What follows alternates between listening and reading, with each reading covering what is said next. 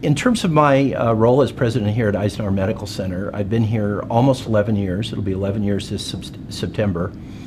And it's been a great experience. Before that, I was in New York City. I worked for a joint venture between Columbia and Cornell universities. And before that, I was in San Francisco for a long time as the chief executive officer of California Pacific Medical Center.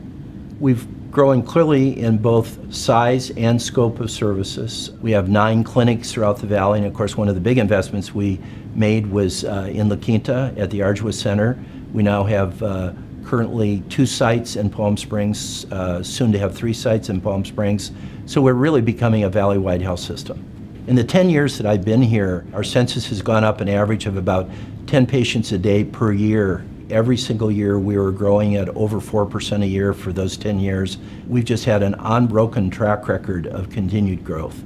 We've put over $700 million into improvements of our facilities and equipment, started a lot of new programs, and I sometimes say that it's big enough to be interesting and small enough to be manageable.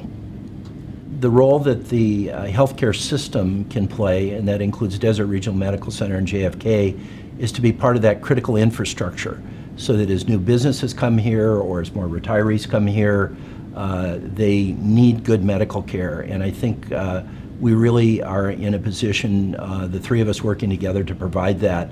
And especially retirees. That's one of the things that's very much on their mind. When you're 20 years old, you're probably not worrying very much about your health. When you're 80 years old, it's very much on your mind.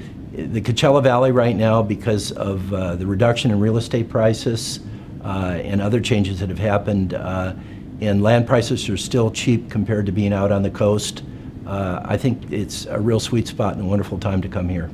The future of Eisenhower Medical Center, I think, is to transform Eisenhower from a well-run, good community hospital to a regional medical center that involves also medical education.